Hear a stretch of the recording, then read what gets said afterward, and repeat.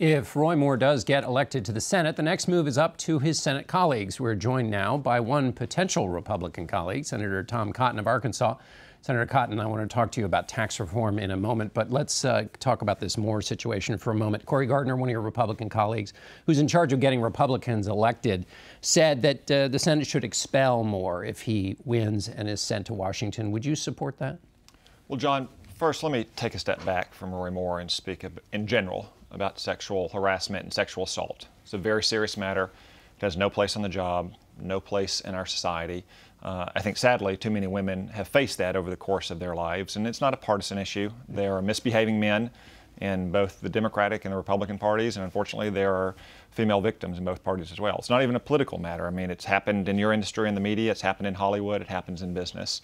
So I think it's important that women feel, once they've been subject to sexual harassment and especially sexual assault, that they can come forward now, since the Harvey Weinstein allegations broke about a month ago or so. And that's a good thing, and that's a good change in the norms and the expectations of our society. As far as Roy Moore goes, I'm not going to speculate about hypotheticals about what may happen should he win. We're only 3 weeks out from the election.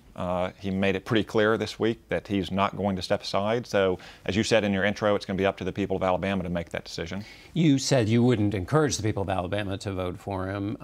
What's better for Senate Republicans, if Roy Moore wins and comes to Washington as a Republican, or if the Democrat wins in that race? What's better for Senate Republicans, what's better for the American people, is that we focus on the work ahead of us, which is a tax bill that cuts middle-class taxes, cuts taxes on businesses, and repeals the hated Obamacare mandate. I'll leave it to the people of Alabama to make the decision about Roy Moore and Doug Jones. Before we get to Texas, let me ask you about these norms you're talking about that have changed because of this historic change in American culture, which, as you say, is going across corporations, the media, Congress. So Al Franken faces a moment now. What is the emerging standard in terms of how you assess these accusations that comes forward for somebody? I think it's hard to generalize about all cases in particular, or in general, because each case is particular, different kinds of allegations, different kinds of conduct, different kinds of evidence. So I think it's important that we take the issue of sexual harassment and sexual assault seriously, and that we take each case on its individual merits and evaluate them carefully. And finally on this, the new norms, a lot of people have said, well, there were a dozen or so accusers for President Trump. Should these new norms cause a reevaluation of those who came forward and said that he had assaulted them or done inappropriate things with them? Well, it happened in the middle of the campaign last year, John, and the American people had their say on that as well. And I think what's important is that we take all of these things seriously and that we move forward. In each individual case, we have people who are charged with weighing the evidence, whether it's a court of law in a sexual harassment case, whether it's a Senate Ethics Committee, as Al Franken has said, but it's hard to generalize. But so in that case, it seems to me that the position is the voters spoke. That's it for the president. So why wouldn't that be the case with Moore? The voters speak, send him to Washington, it's done, let him serve. Well, that will be an important decision that the people of Alabama will make. Again, if he comes to the Senate because the people of Alabama elect him, and someone files a complaint with the Senate Ethics Committee, as they apparently have done with Al Franken, then it'll be up to the Ethics Committee to weigh the evidence, and then all the individual senators to make a decision based on their findings and recommendations. But I wouldn't want to speculate about hypotheticals in the future. Okay, let's move on to tax reform.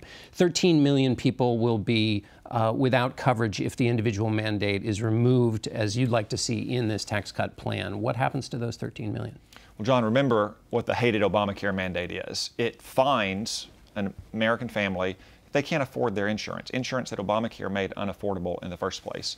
So this bill doesn't cut a single dime from Medicaid. It doesn't cut a single dime from the insurance subsidies. It doesn't change a single regulation under Obamacare. It simply says the IRS cannot fine you if you cannot afford health insurance. So this has no impact on anyone who wants to get health insurance under Obamacare's individual exchanges or under the Medicaid expansion under their employer's plan. It simply says that working families and poor Americans, because 4 out of 5 Americans who pay this fine make less than $50,000, will no longer be fined for not being able to afford their insurance. But the estimates is that people won't get insurance, then they'll get sick, they'll go to emergency rooms, prices will increase. Premiums will increase also because insurers will be insuring a sicker pool of people. So you've got premiums going up. What's your answer to that? Well, my answer to that is that we need to solve all the problems that Obamacare made worse in our health care system. We worked on that over the summer. We failed. I wish that wasn't the case. But we have a tax bill now that will repeal the most hated and unpopular part of Obamacare, the individual mandate, which is nothing more than a tax on working families and poor Americans. I hope next year that we return to health care, but right now I'm focused on this tax bill. But it's also a tax if their premiums go up. And so there will be a little bit of a middle-class tax cut as part of this tax cut bill, but then if people's premiums go up, doesn't that negate the benefit of the tax cut? No, John, that's not right. So every income group under the Senate bill will see a tax cut. Now, if you voluntarily choose not to get your insurance through the Obamacare premiums, then yeah, the federal government will not be paying a tax subsidy, not to you individually, but to an insurance company. But that's a result of a voluntary choice that you make based on your own family's needs and finances. Well, the Joint Committee on Taxation found that these tax cuts expire, and so some middle-income people will see their tax cut go away. But also, Lisa Murkowski seems to have a different view. She said if the tax cut is offset by higher premiums, you haven't delivered a benefit. So she seems to think that removing the individual mandate does have an effect that negates the benefit of any tax cut as a part of this bill. Senator Murkowski's been a leader on this bill, and part of the bill came out of her committee, the part that deals with exploration for oil and gas in the Arctic Circle. She's also said that she doesn't have any preconditions on this vote. And remember, the vast majority of people on the Obamacare exchanges are getting subsidies. So if their premiums do go up, they're still going to get higher subsidies. And also, let's look at what premiums have happened over the last 4 years with the mandate in place. They've more than doubled since 2013. They're projected to go up by 37% next year. So Obamacare is already failing with the mandate. We shouldn't be fining poor people and working American families because they can't afford the insurance that is going up so much. Although Senator Murkowski does seem to say she does have a precondition, which is that the insurance needs to be stabilized in order for her to vote on the tax cut. But let me ask you one quick question before we go.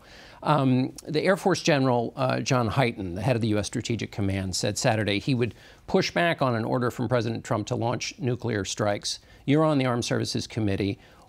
He would push back on a nuclear strike that he considered to be illegal. What's your take on that? John, since the dawn of the nuclear age, we've recognized the practical reality that the president has to hold in his hands the sole decision to use our nuclear weapons. If there's a first strike against the United States, the president has a matter of minutes, not hours, not days, but a matter of minutes to make that decision. So it simply doesn't make sense to have Congress involved in the matter. However, what we hope to do is to be able to deter any country from ever launching that kind of strike against us, whether it's North Korea or Russia or China or any other nuclear power.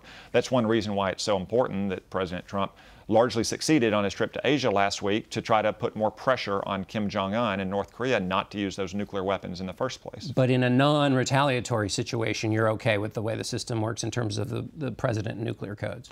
Well, it's never been the policy of the United States to renounce the first use of nuclear weapons. It wasn't President Obama's policy either. I hope that we would never have to employ our nuclear weapons. We have them to deter.